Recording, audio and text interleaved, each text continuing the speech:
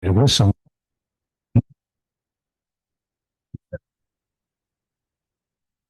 Might as well get started. Good evening, everybody, and welcome to this residents' meeting. Was the latecomer as Roger's just coming in? Okay, he just waited for me to get started. Right, sorry, I'm Paul Gardner, so I'm the chairman of the town council. So thank you very much all for coming tonight. We have hopefully a packed agenda, which it's really about just it's things that are of interest in the community.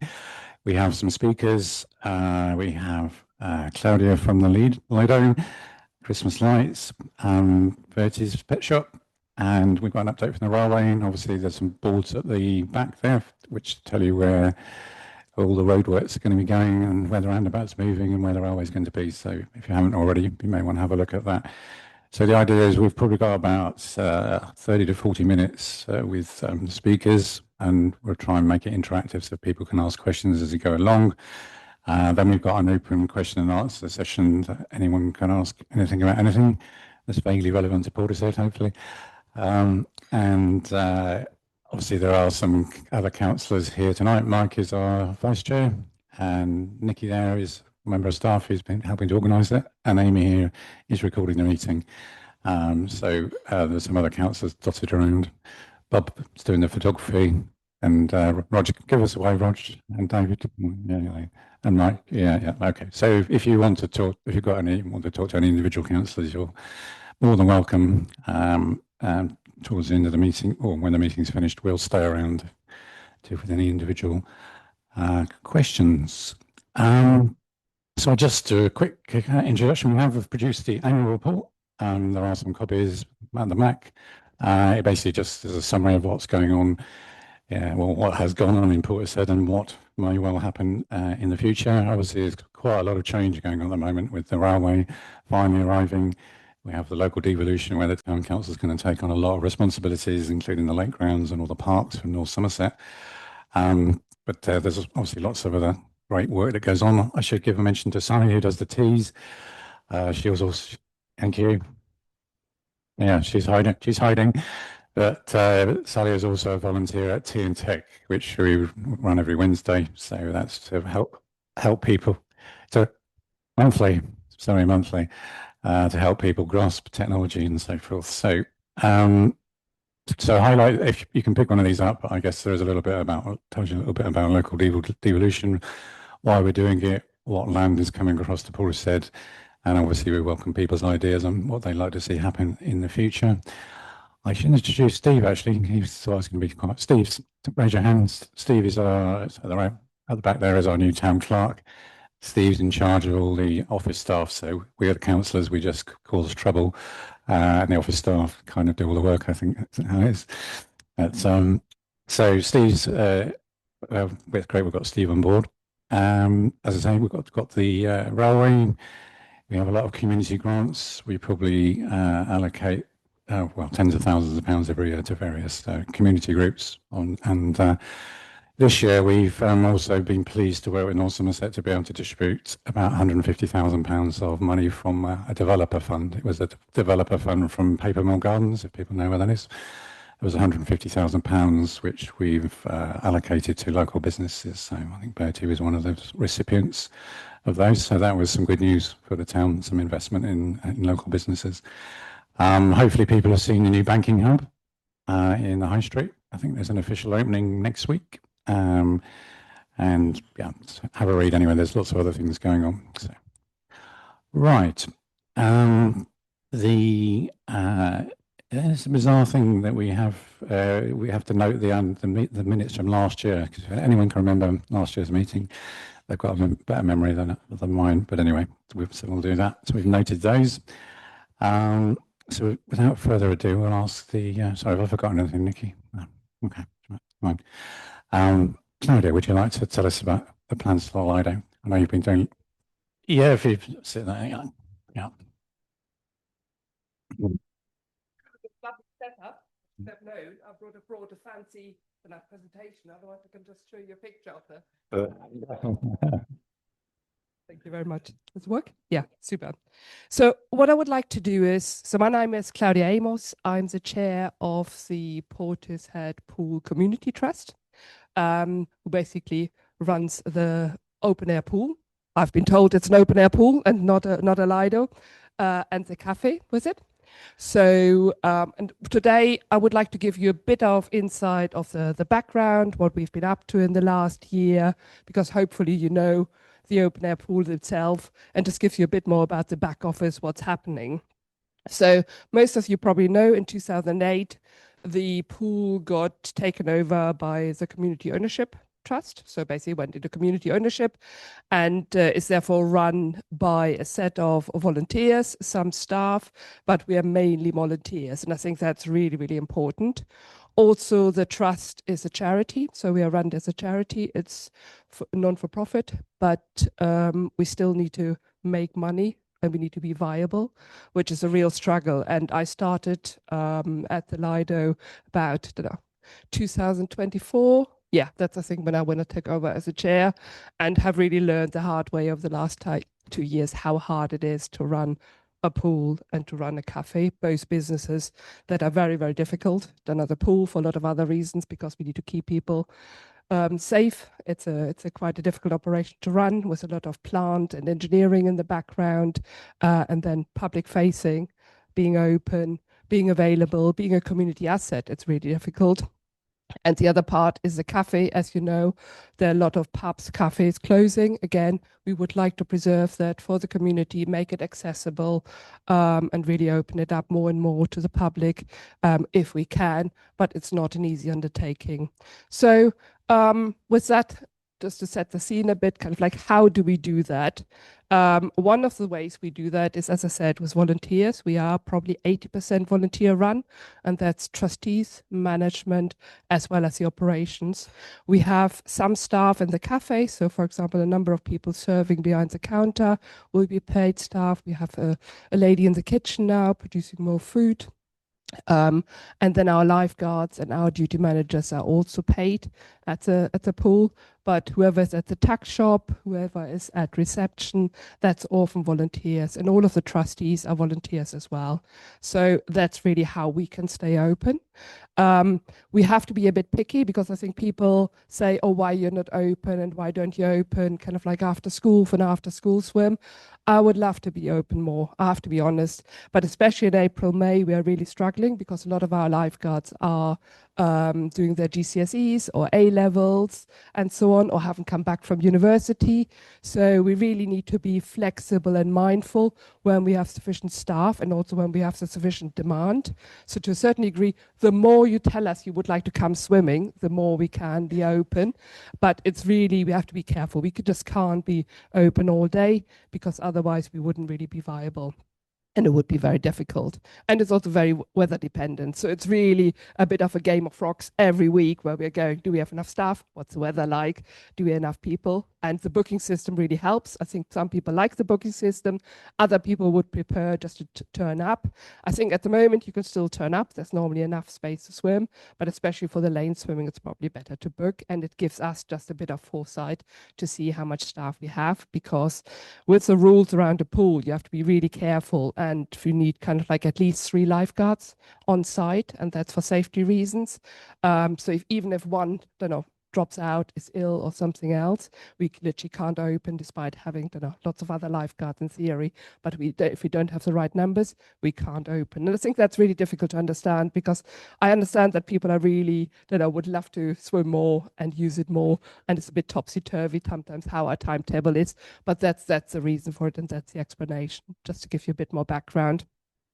The other thing, how we make it do, I think there's a lot of love, enthusiasm, and passion going into the pool. There's a lot of elbow grease, a lot of people spending enormous amounts of time to keep the facility open. So any appreciation, any good feedback is really appreciated, because that really helps us motivate everybody. And a bit of a thank you goes a very long way when you're coming to the pool. So that would be really appreciated, not just to the staff, also to the volunteers. The next item in terms of how we get it running is get grants, get external funding. And we have been enormously lucky last year where we got a humongous grant from the Ministry of Housing, so one of the community ownership grants. So we had been awarded 1.3 million from the government. We had to kind of like fund a bit of match funding, so we put in about £300,000 of match funding. But in total, we spent 1.7 million, which went back into the local economy. So a lot of our construction workers, then all the different services were local or regional at least. So Bristol, Bath area. And I think that's a huge achievement because I think that just doesn't help the pool in itself. It also helps the local economy and makes a difference. So that was a huge project to put that all in. So we got completely new changing rooms, we got new toilets, we got a new training room. We have proper staff facilities because I have to be honest, the lifeguard room was a bit of a leaking mess. So now we got a lovely room. We got a proper management office. We completely refurbished the cafe. I don't know if you have been since last year, but it really looks different. Looks very smart. It looks welcoming and nice. And that was kind of like enormously helpful. We have also done our bit for the environment. That's my background. I'm a sustainability consultant. So I only just joined, not to become the chair, but really help with the environmental management system, making the pool greener and more sustainable. So we have installed solar panels, our first tranche of solar panels on the roof and at the back of the Lido was funded with the swimming pool support fund. And the second part was part of the second tranche from the Community Ownership Fund.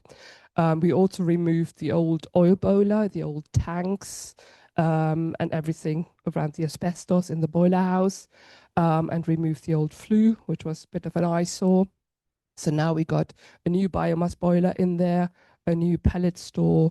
So it's really the whole back office. So a lot of the money, because I know why do you spend the money and don't know, why didn't you do that? Why didn't you do that? I can trust me, every penny has been spent. And a lot of it was also going into the ground. So we completely revamped the drainage system. So hopefully, especially the men, notice it's not going to be as smelly as last year. So that was a huge undertaking to get all the drainage done. Also, all the roofs have been done and the ceilings in terms of new electricity, data cables. So really make it fit for the future and more, I don't know, have more longevity, give it a second life if you want. This is the open air pool 2.0 after the first revamp. So it looks really nice. I think we would like to open it up more, especially with the training room. So at the moment we are working through some issues around insurance, staffing, how can we be open safe and, for example, rent out the training room to local businesses. So I work for a small business. If we need a room, we probably need a room for maybe 6, 10 people. I don't need to have a big ballroom or town hall or something like that. But something like that could be really good as a public or as a community venue to come. We are also trying more and more to do our in-house training. Again, local employment, local training, have that kind of like crop of people that are starting with being a lifeguard maybe, and then moving on to be a duty manager, a trainer, and really have that in-house and develop our own staff and give people opportunities.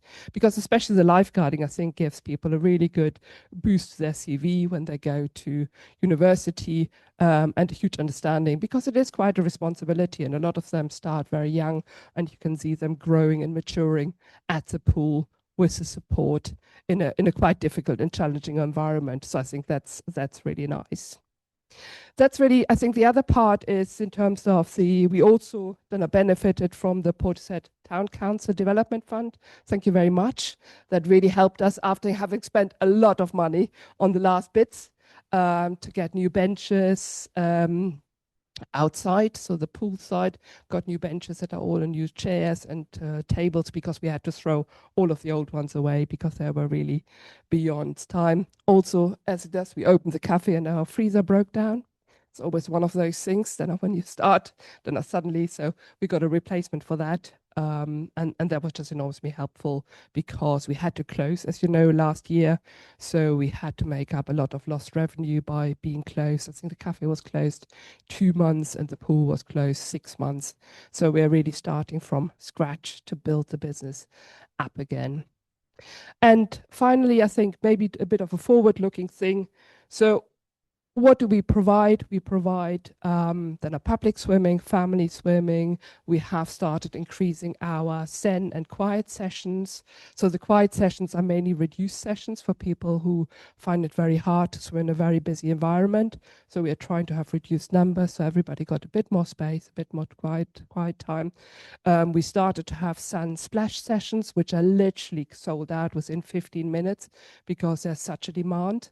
And we're also trying to offer these at times when the kids really want to swim, and not just at the end or in the beginning. So that has been very well received. And we would like to do more and offer more if we can. We offer coaching, schools are coming. You can hire the pool for birthday parties. We know we got a couple of school leaver dues for a number of primary schools are coming over and having a big splash before they go on to secondary. The cafe is open. I think the volunteering there is also very supportive. It's a really nice team where people sometimes feel when they're lonely or maybe then have just retired and feel a bit like, I actually would like to do something. Maybe sitting at home all day is not my thing. So we got a number of people volunteering. But again, we invite volunteers and everybody is really welcome to join the team and help us out. And that's really our mission. I think our mission is to provide a community venue for Portishead and offer different parts to support people's well-being, if that's physical well-being in swimming or mental well-being, being part of a group, having a purpose, having a mission, and really expanding that over the next couple of years, hopefully. So our business plan really sets out what else we want to do in terms of utilizing the facilities much more. Like the cafe is only open during the day at the moment. It's such a gorgeous venue. It would be brilliant if we could open it in the evenings and make it available. We are trying to fit in with different Portishead events. So, for example, last year we had when the V-Dubs came over Christmas, we were open in the evenings and it was a really frighteningly cold day. So they were all very grateful that they could come into the cafe and warm up somewhere. So we're trying to fit in like with Carnival and other events in Portishead as well, and hope to work with the town council. If you got any events or anything and we can help, we would love to help. Thank you very much. Yeah.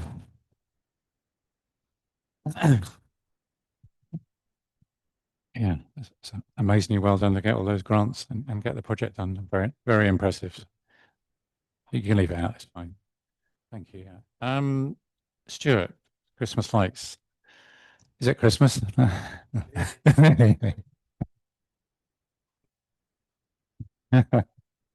think it's on, yeah. Hello. Hi. Hi, my name's Stuart Hamer. I'm the current chairman of the Portishead Christmas Lights. I arrived in Portishead in 2002 and went to a mutual friend's barbecue, and I met a guy called Dave Skellhorn, and he said to me, "What are you doing at Christmas?" And unknowingly I said, "Nothing. Why?" "You're working for the lights." And I haven't given up, and I've been the chairman for about 10 or 12 years now, so I'm loving it. A little bit about the Christmas lights. We had our 50th year as a volunteer organization last year, and a couple of years before that, we went from a good non-profit organization in the community to a CIC. We did that because we felt that we had a chance of becoming a CIO eventually, so we could have access to more funding. Unfortunately, because of our name, we got turned down by the Charities Commission because we are Christmas, and it seems like a single thing. But we are still working on it. We're not giving up, and hopefully in the next couple of years we will have CIO status. A community interest charity, incorporated charity. Community interest company and charitable incorporated organisation. That's right. As Stuart says, it basically gives you access to different funding. It's just different governance models you can use. Yeah.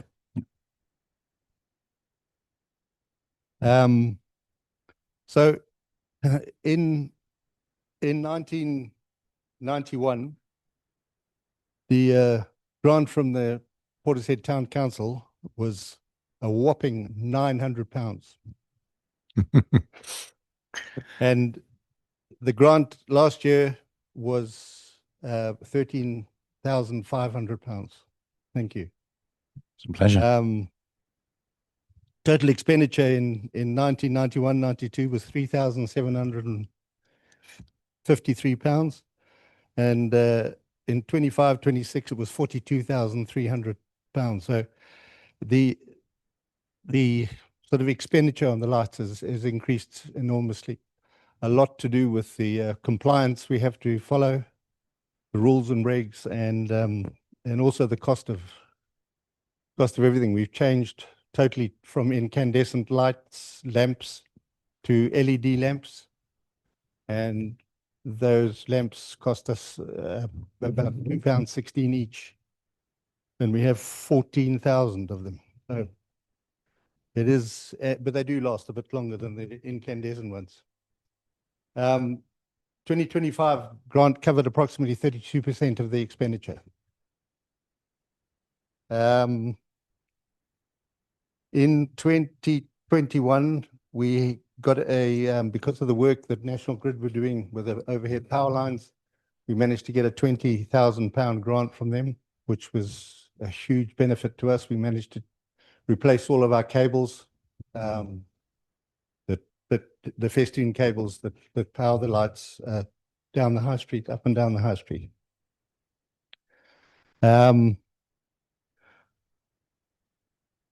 As I say, we have 13,000 lamps, 6.5 kilometers of cable, which is wrapped up on 65 cable reels, which we have to cart out on the put up day and back in on the takedown day. So it's quite a mission. Although we have 16 sections that we operate, each with a team leader, and on put up day we normally get between 80 and 100 people, volunteers that come down. We totally volunteered organization.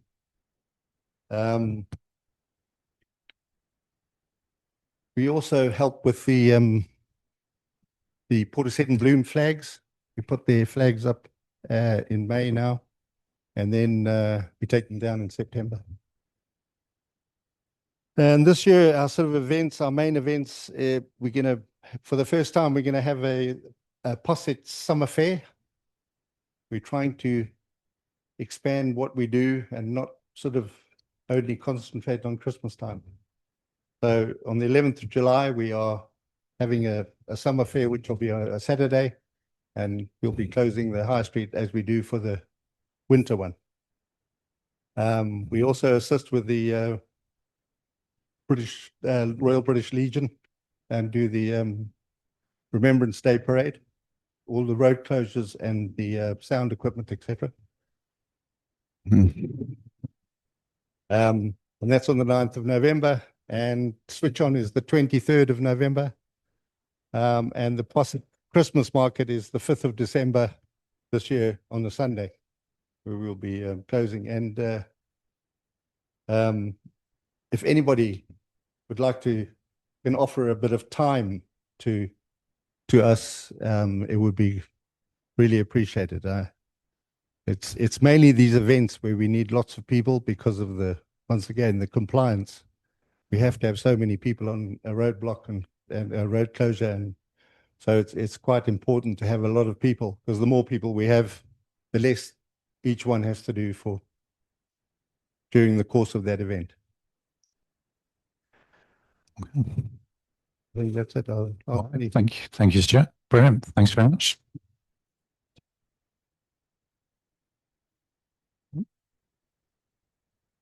Okay. Berties, would you like to? Okay. Yeah. I know it's not, but it's Don't mind. Hi. So I've just got Bertie's, the pet shop, High Street. Customers sort of dotted around here tonight. I thought I'd just give you sort of a quick bit of history on me. Can you hear me now? Sorry. I'm still a fairly local resident. I've only been here just over 20 years now, and always aware of pet shop being on the high street. Took it over pretty much 4 years to the day now we've been open. All completely self-funded. It was our savings, kind of life savings. We ploughed into it, and we've gradually been building things up over that period of time to kind of where we are. And I've always got plans, right? This is where I want the business to be in a year's time, 5 years' time, that kind of thing, really. And I sort of sat down with my team. I say team, there's 4 of us in total. With about a year ago, right, where do we want to be in 12 months' time? Where do we want to be in the next 5 years, etc.? And looking at trends and growths and things that were changing in our industry, in the pet industry. And a lot of that is funding. As I said, we're self-funded.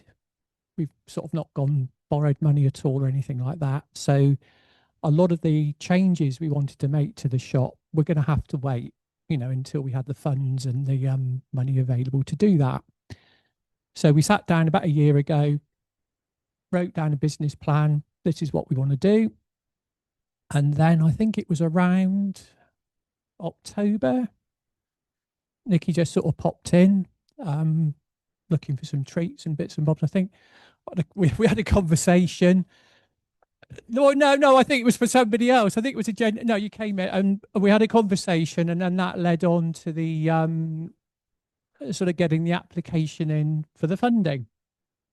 And it just came at the right time. Because as I said, we had all these plans down on paper that we knew we wanted to do, but it's justifying costs all the time. Retail is, as we all know, is really, really tough at the moment. It's kind of pressures coming at you from all angles. So it was just fantastic timing.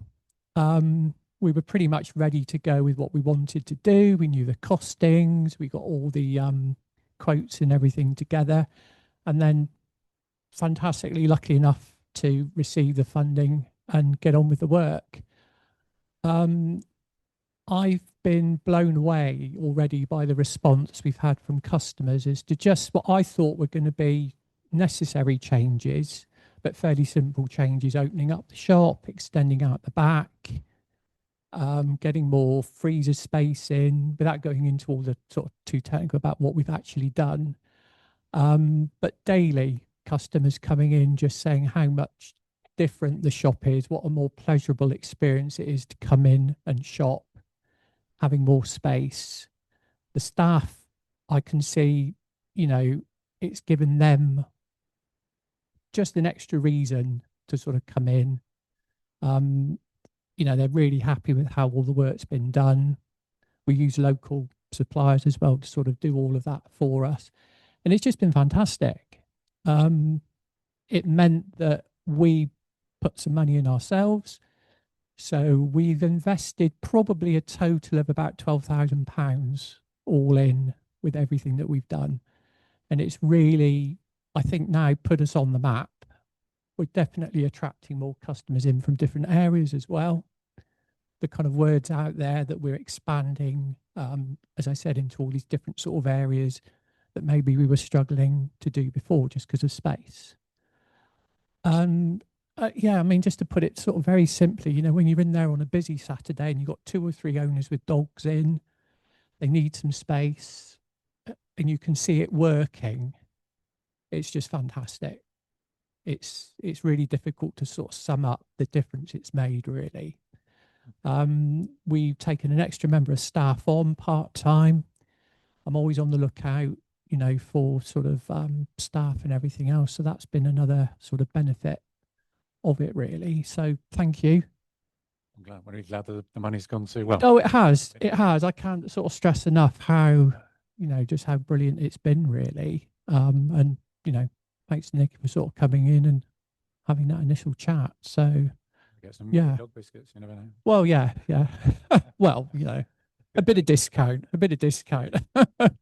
So, yeah, just thank you. And hopefully, everybody else that's, had the grant money has found it as sort of successful as we have. Because I know a lot of people, put their names down, and we were very lucky to sort of get in and get it. We put it to very good use. And that's, as I said, it's been sort of proven already. So thank you again, really. Well, there's not much else to say. All right. Yeah. Right. And Natalie, you're going to talk to us about the planners of railway coming, is that? That's the first I'd heard about it. But, Hi, I'm Natalie from North Somerset Council. I am the project lead for the Portishead to Bristol rail line. Yeah, I'll take that. I've been asked to come and have a chat with you. I've got some presentation slides somewhere, if you wouldn't mind. Thank you. So the boards at the back of the room were ones that we displayed at our Portishead and Pill drop-in events at the end of March. So if you were at those events, you will have seen them. You may, if you were at the Portishead event, may not have seen me because I was surrounded by a lot of people for 4 solid hours. But I'm happy to give the spiel again. As you're very aware, we have a reinstatement of the Portishead to Bristol Railway. I've got a few slides to talk through. Once that one, I can talk you through it. Yes, please. Thank you. So I've got a few CGIs. They are ones you may have seen before. We have requested new ones, and when they are available, we will share them. There is a digital newsletter and a Portishead line Facebook page, and there'll be more drop-in events coming up. So towards the end of June, we'll start advertising those shortly. So the next tranche of information will come through. So this is just showing you where the new station in Portishead will be. If you go on to the next slide for me, please. This is also shown at the back on one of the big boards. So Keys Avenue and the roundabout that you currently know are being moved, relocated to the left on your screen. So the faint line is where it currently is. It's being realigned towards the left. That's to create space for the new station and the new station forecourt and the immediate car park. The car park at Portishead will be split over 2 sections. They'll either side of the new Keys Avenue. That work is being done what we call offline to minimise the impact on the existing Keys Avenue and roundabout, with the view of the new road being open in spring 27. Once that new road is open, the existing road will be stripped out, will be demolished, and the new forecourt and station will be built in its place. The works on that will run concurrently with works that are happening in Pill. So Pill Station House, the old station house, is being demolished this week. If you happen to go that way, there's a lot of work happening up there as we demolish that, and that's the new location for the new station at Pill. Go on to the next slide for me. That just shows the car park split at Portishead. So this is showing the new road and roundabout. There'll be a car park to one side, which is where the station forecourt is, and then a crossing will take you across to the main, the larger number car park on the other side. Existing footpath that runs down towards Sainsbury's will stay. We're not taking that out. At the moment, you'll see fencing around there. We're not touching that footpath. So there will be that route once we're open that you can still get through.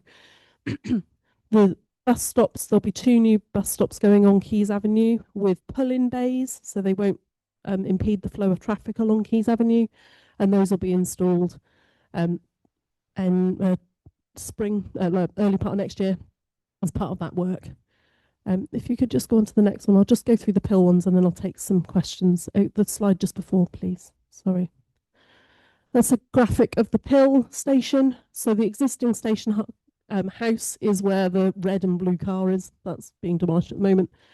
New forecourt going in there, a large ramp that takes you down to the platform, and then a car park on Monmouth Road, which is where their main car park will be. And the next slide just showing that would be great. Thank you. So this is the forecourt, showing the inset is the forecourt showing the start of the ramp, and then this larger image is showing the car park. So all of those works are underway. You will know that the works on Keys Avenue are currently underway. Could you go back to the Keys Avenue layout for me? That would be great. Thank you. The biggest change that's due to start in June will be a traffic management one-way system on Harbour Road, which you may have heard about. We're creating a traffic lane for construction traffic to get it off of the main carriageway. So there'll be a one-way loop that runs from the marina along Harbour Road to the roundabout, and then it'll do the loop round Keys Avenue, Wyndham Way, and back along Harbour Road. There will be a couple of bits that are slightly different to that. So oversized large vehicle movements when we've got grain silos being shipped out of Barton Fabrications, and large vehicles movements happening from some of the other trading estates, and also access for emergency vehicles to the health centre and the care home will be under lights, but those will be only used to get those vehicles into and out of those areas. The rest of the time it will be a free flow one-way loop. Towards the end of this year, early part of next year, there will be some additional traffic management, at which point we do the tie-in at Phoenix Way. So that's this piece of work along the top, where it currently goes to the roundabout. We need to do a tie-in piece of work there. There'll be additional traffic management in order for us to actually do that. Then once that's piece of work. What is that? so where we're taking the old roundabout out, we need to put a new road section in that connects to the end of Phoenix Way up to the new roundabout. So the tie between the two. So that will happen end of this year, early part of next. And as I said, the new road layout will be open spring 27. The works on the Dishes line off grid. So all of the old track, all of the old fencing, all of that is currently being lifted. That starts. What date are we today? Starts today. Starts now. So you may see vehicles and machinery and the likes going along the track. They are lifting the old rail. They are clearing the site completely. They'll be digging the route through. That's going the whole distance up to Pill, which is where it joins in with the freight line.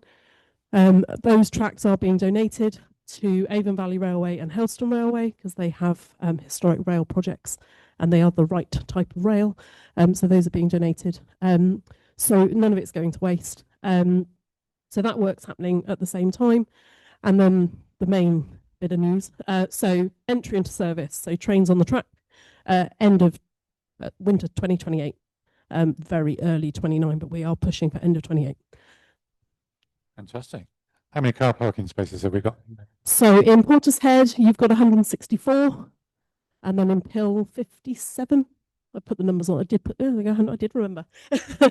That's split across the two. So 147 and on the one side, and then you've got the rest on the other. Brilliant. Any questions? Yeah. Yes. There will have to be a period of closure. I don't know how long for at this moment, but that would be very early. So that'd be January 27 when that happens, but I don't know the exact time scale for that yet. So, gentleman there. Can you just explain what? So, can you hear that? Sorry. Yeah. What happens when you get to Parsons Street? I'm intrigued to know. So the line goes along the leeward side of the gorge, connects in at Winterstoke Road. We're doing a load of works on the highways around that junction. It then connects into Parsons Street. You're absolutely right, onto existing platforms at the moment, and then goes on into Temple Meads.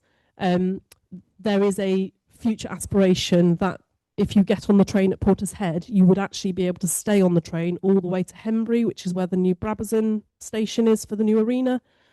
So it would go through those stations I've just mentioned, but it would end up in Hembury, so you wouldn't have to change trains at Temple Meads. So there is that connection for events, which you wouldn't otherwise have had. Good. Mike, you got a question? Yeah. Sorry. Across the two.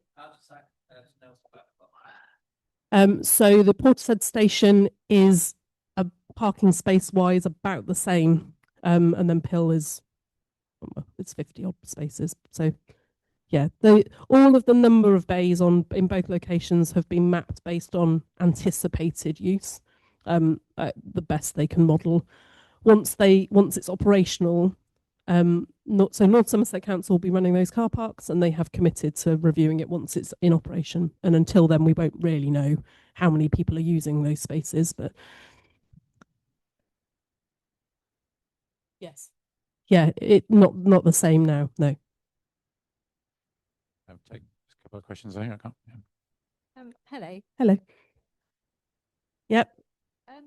I asked at the open thing that you had at the Somerset Hall. Mhm. The station is actually a platform, Yes. not technically a station, really. And I asked about there being benches because on the picture, Yes. no sign of anyone.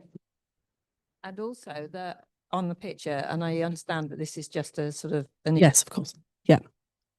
updated pictures. Yeah, that will include all of the street furniture. So that will include where there's benches, where there's cycle hoops, all of those elements will be on the new graphics.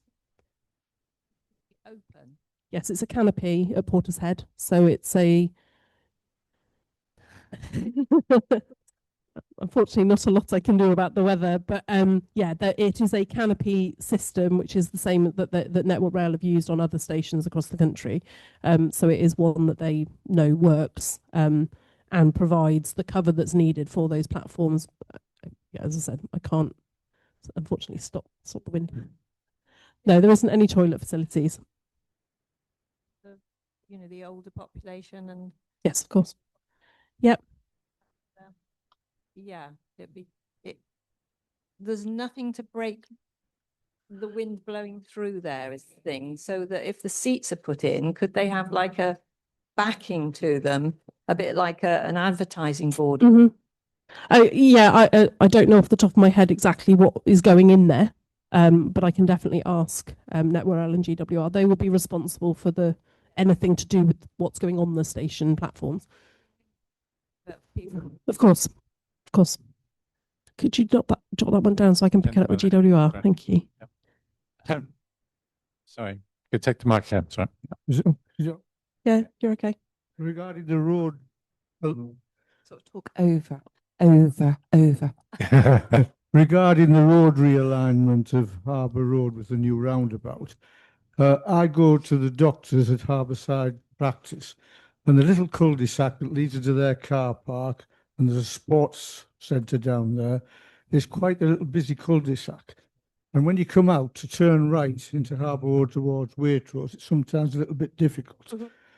The new roundabout is going to be very close to that junction, and it's obviously too late to consider putting the roundabout next to the cul-de-sac entrance. So I think some liaison should be held with, if it hasn't already been done so, with North Somerset Council to, when the road is finished, to put a no right turn order on that road when you leave, so that everybody turns left towards the roundabout. Around the roundabout and comes back.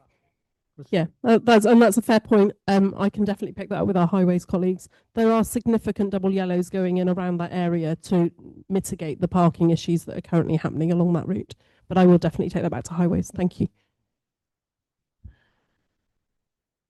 I'd just like when you said that Nelsey Backwell car park doesn't fill up is because they're all parking around Amberland Way, etc. Because they don't want to pay. So I just want. Yes, it is. Is that sorry? Yeah. I just wondering if any consideration is been taken in place of where people's going to park all around Portishead, because they won't want to pay a fiver, however much it is to pay. But that's the only reason why Nelsey Backwell is half full, is because all the little streets around Backwell is now full. Yeah, so North Somerset Parking Services have done a lot of monitoring around that area, and actually it's not as many as it looks. There are a lot of residents that still park on those streets where they live. We are also committing to do that monitoring once we're operational. We don't know what that impact's going to look like until we're physically running trains and opening the car park. same as what it is from the airport around all the other villages. And I tell you, in is the people are parking there. It's not. There could well be some knock on. No, I was just wondering if there's been any consideration taken. It's been a lot of yeah. There's a lot more double yellows going in. Those are already on the plans. There are additional sections of double yellow that we are considering where we've picked up certain concerns while we've been doing areas of the traffic management that's caused other issues. And as I said, we have been in very close conversations with parking services about how we monitor it once we're operational and what those knock-on effects are, if they're as bad as people keep saying they're going to be. But we are cautious around residence permits and that side, because that actually costs a lot of money and a long time to implement, but also it costs the residents money. So we're trying to avoid that where we can. So we are in a lot of those conversations at the moment. We've got a little bit of time. There's a sweet spot in getting things actioned, and doing it too early means it's not as effective. So they are on the list. There is a very long list, but they are on the list. Yeah, thank you. Okay. Natalie, thank you for your presentation. Great. You're very welcome. My name is Barclay and I'm the chairman of the British Legion. That will come apparent on my second comment. Okay. First one is there thoughts at this stage about schedules? Is it just a one to town and back again? Is there any thoughts on that? Is my first point. So it's an hourly service.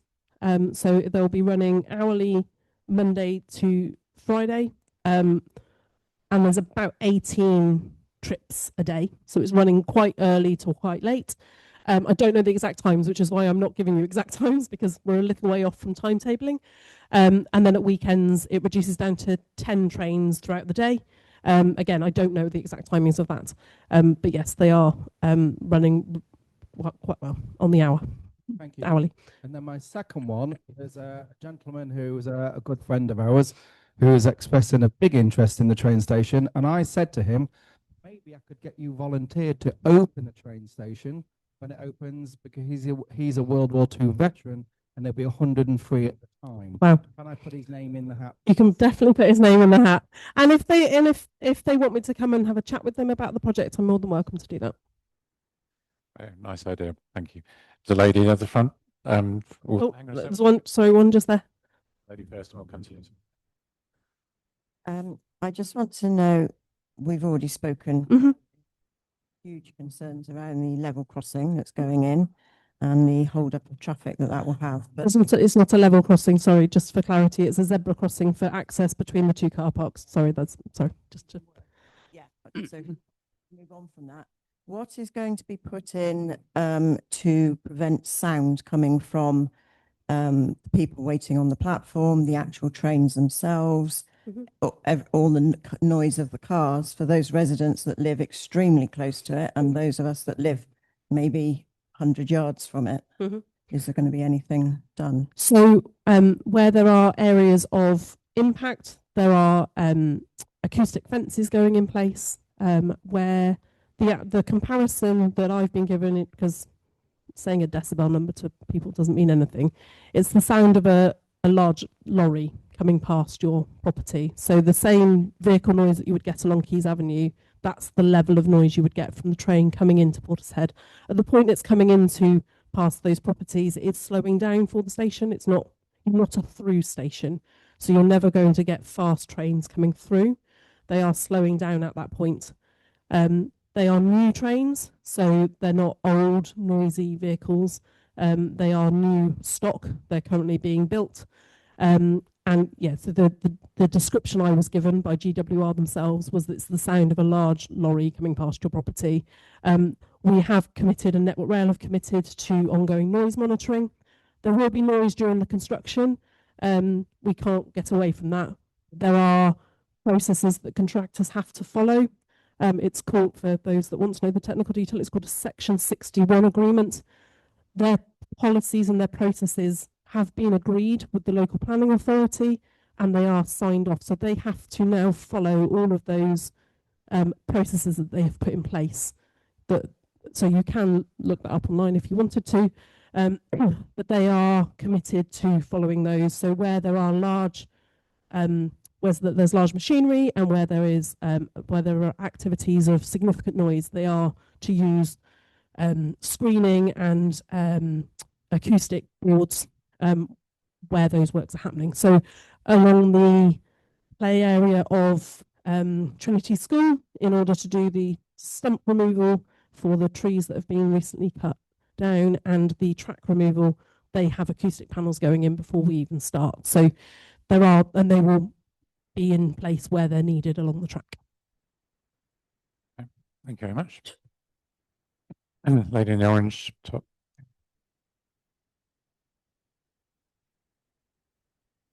You've removed quite a few nice trees off the roundabout and brambles, greenery in general. Are you going to be able to replace those anywhere? Yes, so we have a full ecology scheme as a result of the works. That is to replace what we have removed, but it's twice what we've removed. And there are certain locations identified along the course of the railway where we're going to replant. You may or may not have heard, and we will do a news piece on it. So in the Avon Gorge, there are a rare white beam that is only found in the Avon Gorge. Excuse me. We had to remove a number of those that had seeded themselves. They were in the way. So we propagated from their fruit. And for replacement value, we only needed to plant about 56 trees. We've propagated 370. From seed, we've already planted about 195 of those, and the rest will be planted at future points throughout the project. So from an ecology perspective, we have exceeded what our minimum is by some margin, but we're still committed to replacing. So the substantial trees that we've needed to remove, there will be other planting projects as a result. Okay, thank you. We've got Peter here from the Portishead Railway Group. Probably just hear from Peter. Did you want to add some local colour to what Natalie's told us? Yeah, thank you. Yeah.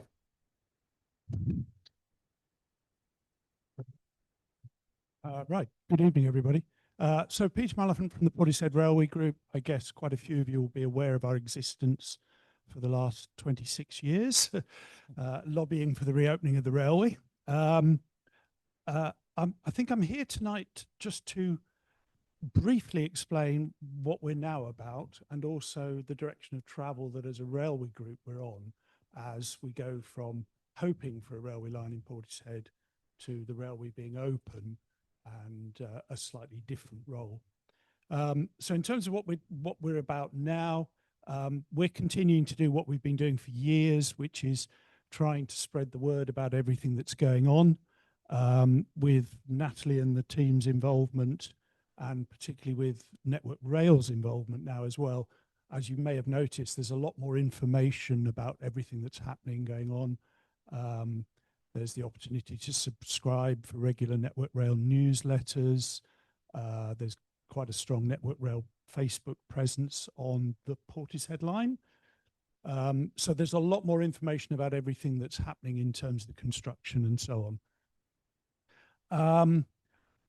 We've been reinventing ourselves. The last big thing we did was the petition that perhaps some of you signed a couple of years ago when we were going through the spending review and trying to secure the funding for the railway. Since then, we've been looking at what we need to be in a couple of years' time when the railway's open and looking at changing from being a lobbying group and a communications group to being more like a Friends of Portishead Railway community rail partnership. So if I was stood here in front of you in 3 years' time, I'd be talking as the community rail partnership for the Portishead and Pill line. And the questions we're looking at with the town council, with Natalie, and with all of you over the period between now and then is what can we do to enhance the station beyond what's included in the project scope, and what can we do to oil the wheels of a working station when it's open, and to influence and to add to what would otherwise be there, and which we know is going to be a fairly straightforward basic station. So, for example, we were approached about a year ago by somebody saying, I'd love to run a pop-up coffee shop at the station. Great idea. If you look at the Severn Beach line, the Friends of Severn Beach have done an awful lot with the stations there in terms of adding benches, adding planters, making it a nicer place generally. So we see the future of Portishead Railway Group over the next couple of years gradually putting down the kind of lobbying, campaigning, communicating about something that we can all now see really is happening. And that changing into something that's about what can we do with the station to make it a more useful, better place to be. One of the things we'll need to do for that, our committee's been around for 26 years, so we're all a bit older than we were 26 years ago. Clearly that community rail partnership group, which we'll be forming, needs some people on board who are actually using the train as commuters, as regular users and so on. So if anybody's interested in that, please do get in touch with us. Oh dear, what else do I need to say? I think that's probably a good point to stop. Right. So the community rail partnership is a very well established thing. Most small lines have a setup, and there is an umbrella national organization. So we're going to be getting involved in that as soon as we can. You can't set up a community railway partnership until you've more or less got a railway to have a community rail partnership with. So we're not quite at that point yet, but we will be before long. Sorry,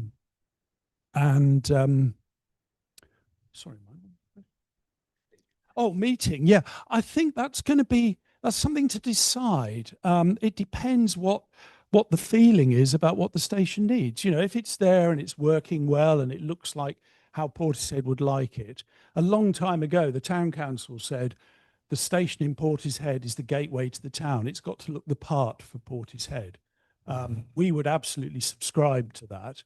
So anything that we can do to enhance that and create that is going to be worth doing. So probably initially there'll be a lot of work to do. Yeah. Once it's set up, it's up and running. Yeah, I'm sure the town council we would want to help with that. So absolutely. So, we've got work to do on that. Yeah, brilliant. Any questions for Peter? There's a lady there. Yeah. In that case, we'd want a nice big board. Don't need that, do I?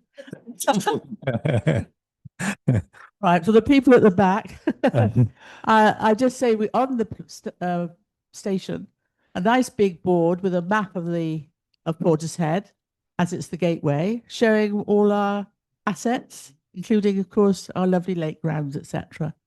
So, and I would like to congratulate you on your patience, because I've also been living here for 31 years now, and we've been waiting all this time.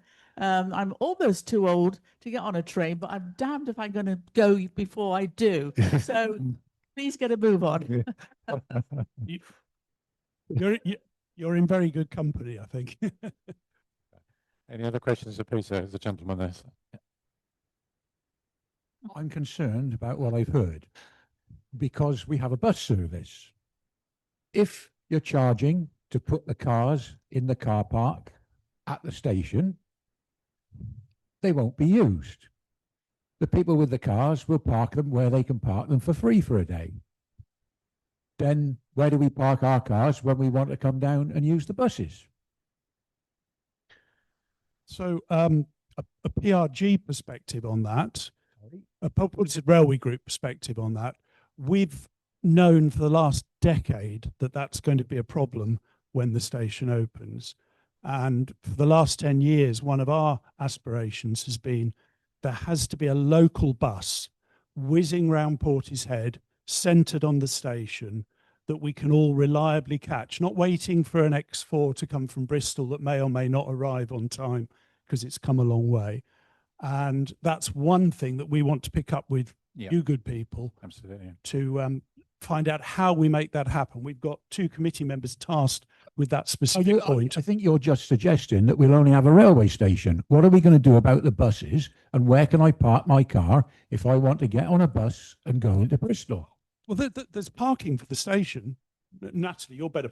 Yeah, who's going to use the parking if they've got to pay for it? Well, people are well used to using station car parks and paying for it. I mean, I do it all the time. So, yeah. Whereabouts do you currently live? You don't need to give me your full address. Whereabouts in Portishead at the moment? That's my business. Okay. Okay. So, as part of the project, we are working with our public transport colleagues at North Somerset Council to work out exactly how the buses are going to connect with the station. So that would also then be of benefit to those trying to get to the hub, the bus hub, in order to get further afield. So I don't have direct answers for you at the moment because that's still in review. It's still being discussed, but it is definitely a discussion that's happening about how we connect wider afield with the buses that currently run, because the route that they run is quite centralised in Portishead. So we are working with them on that, and that will then potentially enable you to connect from a bus further afield without coming to the hub, because the bus will bring you to the hub. But I don't know what those details look like yet. But that is something we are working with our public transport colleagues. I don't want to come on a bus. I want to drive a car down here, park it, where the train people will get the facility, but I won't have that facility because they're going to be using where I'm parked because it's free. Okay. I don't have an answer to that then, because no, because you're parking outside people's homes, which is the concern that. That's true. Okay. Okay. I'm not sure I have an exact answer for you. We are working with our public transport colleagues to hopefully extend that service. I can't answer any more than that. That's not true. Let's move on. Bob's going to make a point, I think, at the back. Thankfully, it's not about buses. You mentioned earlier on about a business that was interested about using the railway platform. A coffee shop. Yeah. I'm just wondering, obviously you're here today, who will have control over what businesses use the inner area and the outer area of the train station? My concerns is we might have people coming in from outside wanting to set up small businesses. It's back to me. Just wondering, the priority really should be for our Portishead businesses, and obviously we need to have some sort of control on that. And I agree. So any business that wants an interest, they have to go through North Somerset for licensing. They can't just turn up and set up. So that would be an area where our licensing team would focus on local businesses to do wherever they happen to position, whether it's a coffee stand in the car park, whatever that might look like. So that would be controlled by North Somerset because they can't operate without that license. And it was a local business. Yeah. Okay. Just a follow-up point, Mike Rees, Town Councillor. I just wanted to check. So the car parks are going to be owned by North Somerset Council? Correct. Right. Which throws up a lot of interesting questions, which I'll try not to get into tonight. But the money generated, is it going to be purely to support the maintenance of the car parks, or is North Somerset going to use it as a revenue stream to support other services? I'm not arguing it's right or wrong. I'm just trying to understand the intent. So I don't know is the short answer. The revenue from the car park is to maintain the car park. If there is surplus, I can't confirm where that surplus ends up, but it is North Somerset funds that are controlled by North Somerset Council. I think the rules are that it has to be used in some sort of highways car parking. You can't take car parking money and use it for adult social care, for example. No. As much as we'd love to spread it across. Yeah, the revenue from the car park is primarily to maintain the car park. However, surplus, again, is managed by North Somerset Council.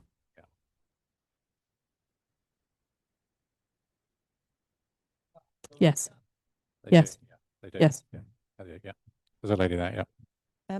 This might be a bit early, but have you got any idea roughly at the moment what the sort of fare will be into Bristol? Not at the moment, no.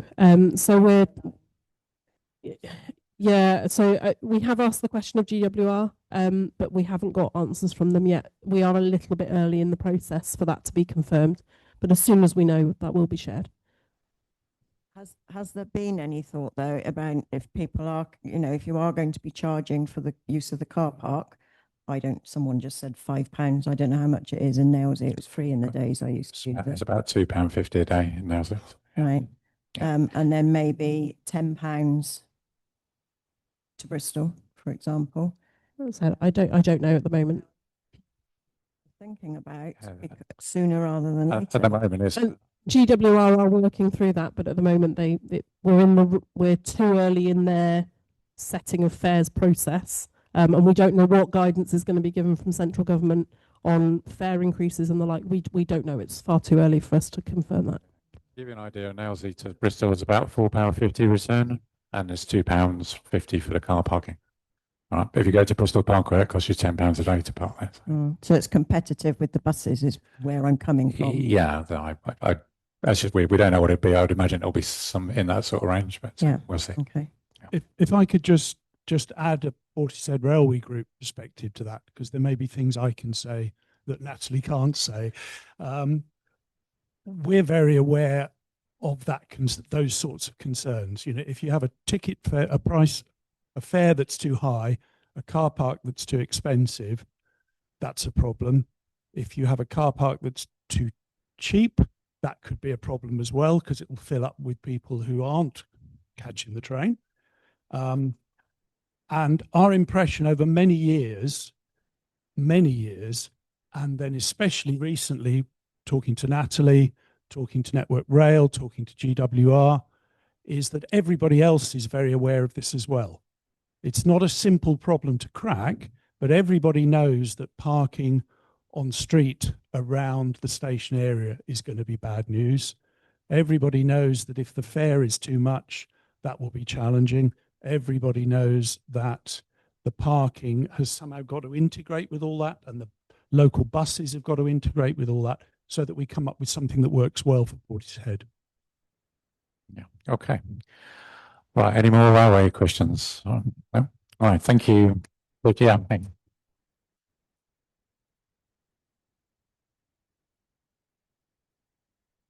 So we have an opportunity now for any other points or questions or ideas that people wanted to talk about. Anything in development in Portishead, or there's a lady in orange behind you, Nikki. I'm not sure if this is a comment or a question. I am sick to death of nearly getting run over by mobility scooters, motorbike or motorcycles and ordinary cycles going through the Waitrose Plaza. And last week, a lady and myself nearly got run down by an elderly gentleman in a mobility scooter who thought he was Sterling Moss. And he honestly came down at a fantastic speed, just needed that lady to take one step to her left and she'd have been flattened on the floor. Okay. So is there any way that we can do anything about the speed at which they obviously cut that corner off from the crossing by the Waitrose garage? Yeah. They race through what I've suggested is supposed to be pedestrianised to the other crossing by the estate agent. And the speed, there's no bells, they don't have hooters, there's no way, and they creep up behind you sometimes, frighten the life out of me sometimes. Okay. How they haven't run anybody down. It's an accident waiting to happen. Thanks for flagging that. I guess we'll make a note of it. And Yeah, we know the people who own the Well, there's plaza. one, Yeah. there's one gentleman that I think everybody in Portishead knows about. He goes around like Lord Almighty with a motorized cycle, I think, and he goes at breakneck speed. And if anybody's got a toddler that wanders off a little bit, there's going to be an accident one day. The other thing is that there's the crossing by, is it West Coast estate agents? Mhm. There's a crossing there and you don't see people. You've got to really, really slow down as you approach that crossing because people can suddenly come across in front of the estate agent and they're on that crossing without even looking. Yeah, that's going to be changed. Is that going to be changed as part of the? Not sure. No. Okay. Are we talking about outside? I mean, there's no crossing outside the outside West Coast. It's you're talking about just a bit further up by the bridal shop, the wedding shop. No. Well, from that one, Yeah. go through the pedestrianised area, and then there's a crossing that goes over to the parish wharf, Mhm. and there's an estate agent on that corner. Oh, Woods. Woods. Yes. Yes. Kind of quite blind, and people they just come. We saw it the other night, didn't we? Just come on their bike and just shoot out, and you. Oh, Yeah, I know what you mean. Yeah. Yeah. I can understand what you're talking about. Yeah. Hmm. This fellow that's brought up and the back of town, and we're marking strips of people side by side. He decided he was going to bring his bike between the two of us. Are we talking about the individual that's got a bit of a cycle that looks like a chopper?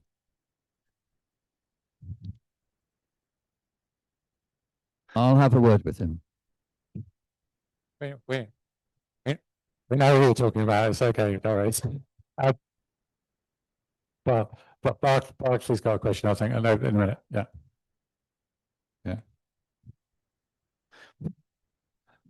So yeah, Barclay again, Portishead Town, no, Portishead, Royal British Legion. I don't get a chance to say this enough publicly, but main reason I'm here tonight is to thank Portishead Town Council for all the support you give us for the British Legion.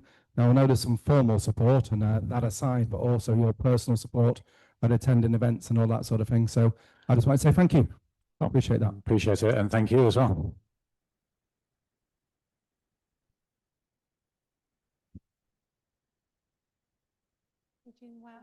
Yeah. Go on. Yeah.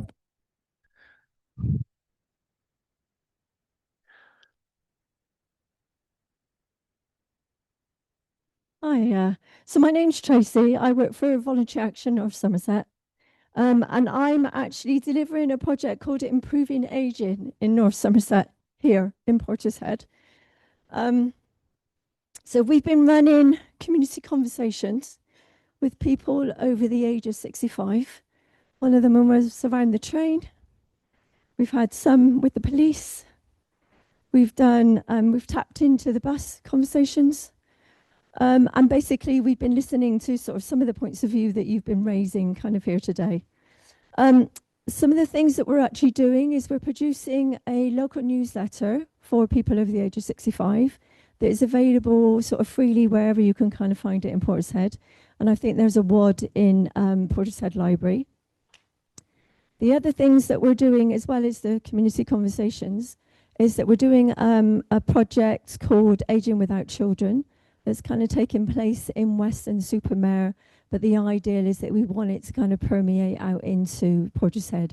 There are a few people that are kind of nodding their heads today, and it's something that we want to sort of try and encourage to sort of happen in Portishead.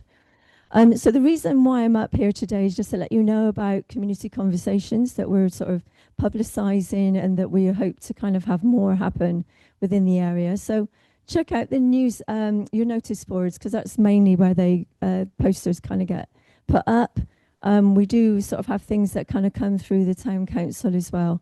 But I also wanted to say that the Portishead Wellbeing Partnership is a brilliant way for community groups to kind of just share what they do within Portishead, and that's been a really valuable kind of source of information for us as kind of the community and voluntary sector.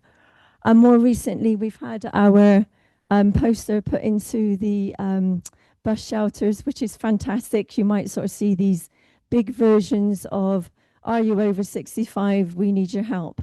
And so there are quite a few of those that have been into your bus shelters, and that's just fantastic. It's just a brilliant way of being able to kind of advertise what we do. So there's newsletters on the back table if you want to pick them up. And there's also some of our leaflets. So that was it. Thank you very much. Thank you. Whilst we're on the topic of buses, if you would like to make some comments or have a moan about buses, we are having a bus forum in this very room tomorrow at 6 o'clock, 6 until 7:30. So there'll be representatives from North Somerset and the Big Lemon. We're hoping for someone from First, but we're not sure. But do come along. It's an open forum meeting. Thanks for that plug, Mike. Excellent. Right, any other questions, points people wanted to raise? There's a lady there and then a lady at the front. Yeah. I'm not sure whether this is a question or a comment either, really, but given the size of Portishead, it's very poorly represented amongst the residents here today.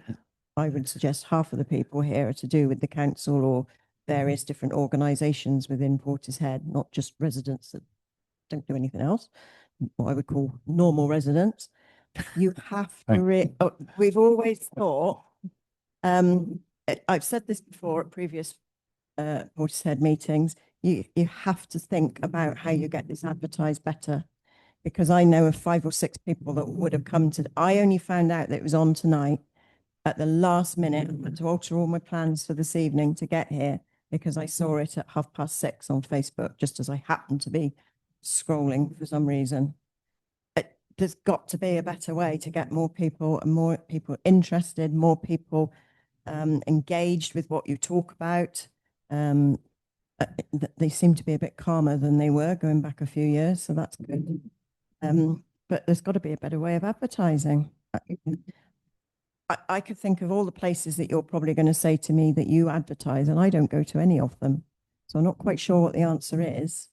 But there's just got to be a better way of doing it if you want to really understand what's going on in Portishead, to have people contributing and learning about things. It's not very good, is it, this level of turnout? Okay.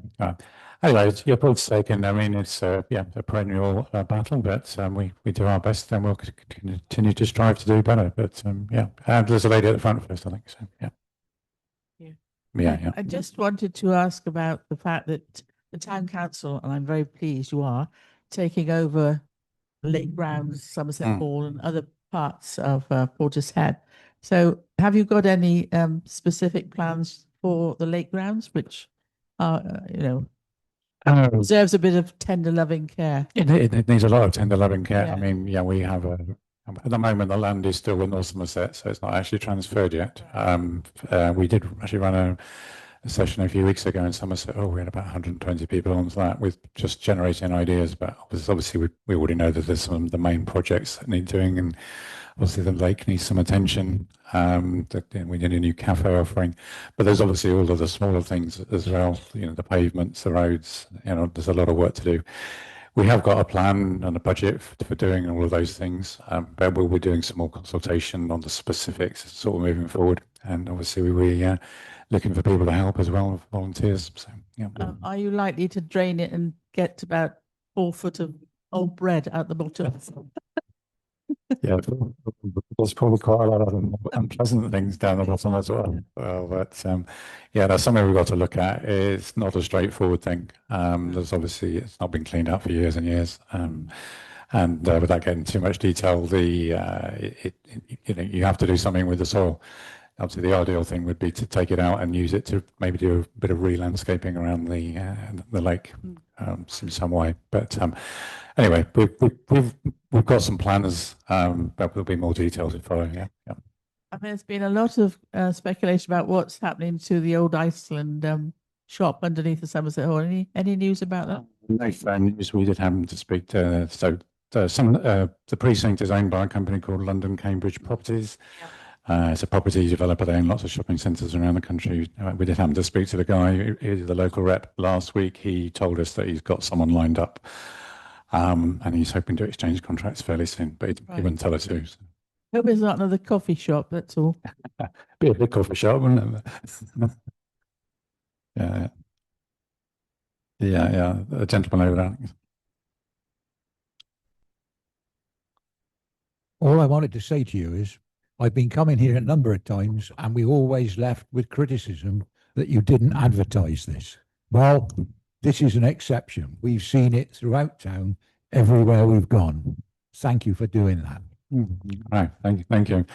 I'm sure Amy in particular would appreciate that feedback. Thank you very much.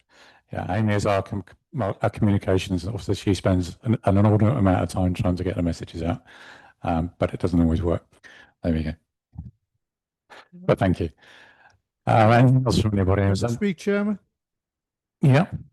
More than 2 years ago, the attractive white sign on the road into Portishead from Northwestern, which was the Portishead Welcome to Portishead sign, which had references to the twinning with the other two towns, like the one in Sheepway. That was knocked down in a road traffic accident. It's never ever been replaced. So perhaps you could look into that. Yeah. And also, I don't think I came to the meeting last year. I think it was the meeting 2 years ago. I mentioned that I was concerned that I've met several people over the previous years who visited Portishead in the high street, wandering around. They weren't aware about anything about the lake grounds or the marina. They were just thought it was a high street, and that was that. So I suggested that there should be somewhere round about the precinct or near the pub, what they call it, the Poacher, on the other side of the road, an attractive illustrated board like you've got around the marina with pictures of the lake ground and the seafront and the marina and other amenities like possibly the open air pool, and let people know what is in Portishead apart from the high street. And you said you would look into it. And one of the town councils, I'm sorry, it was a lady, I can't remember her name. Sorry. Oh, thank you. It will be put up this spring ready for the visitors that we get this summer, but it doesn't look as though it's going to be. But it's something I think that is important. And the other thing is the very attractive signs you have put up directing people to amenities, the dark blue ones. Some of them do indicate to the lake grounds, but quite honestly, lake grounds doesn't mean anything to anybody. It means if they're not local and not aware of what it is, how nice it is. So I think you should also have, as well as lake grounds, seafront or esplanade, and that would get more people down there that are not aware of it. As Jana says, it definitely is something we want to do. We haven't got to it yet, but it's part of all the land we're going to obviously be taking on the lake grounds, so we're going to do it as part of that. But the first thing is obviously to let people know what a wonderful place it is. Yeah, absolutely. Thank you. I'm Janet, and I can assure you that it has never been forgotten. But just so you know, Martin, that gentleman over there, puts his hand up. He's in the process of making a map and with pictures and history of. He's also made maps of the sculpture trail. There are 3 maps of the sculpture trail. Nikki's to show you. Please collect them on the way out. Well, Martin's doing those, but the reason we haven't done a big map of Portishead, which is something that Martin and I were talking about a week ago, weren't we, Martin? Because we know now, as soon as devolution has happened, we'll know what things belong to Portishead, and then what have we decided, Martin? You're going to start on a map of Portishead? Yeah. Okay. Yeah, so anybody hear me now? Yeah. Yeah. I do think the map of Portishead is really important for visitors here. We do have a lot of things going on. We do have the sculpture trail walks. Can I remind everybody while I'm at it, that is Bristol Walk Fest this month. And I am running guided tours around our magnificent sculpture trail. sorry, I digressed a little bit. But we do have other walks in the process. We've developing a historical walk for the High Street and the Old Town. We've developed a walk from Portishead to Portishead Lighthouse to Lighthouse for bird fanciers. And I think we need to do something that runs from Portishead to the lake ground, which I think is probably what you're talking about. That's in hand. We are working on that. It takes a bit of time.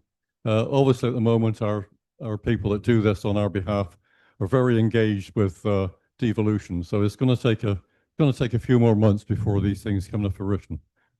Okay, thank you, Martin. Thanks, Martin. Yeah, that's great. Anyone else got any comments, questions? Anyone in there like to say something? No. Okay. All right. So final ask. Any other questions?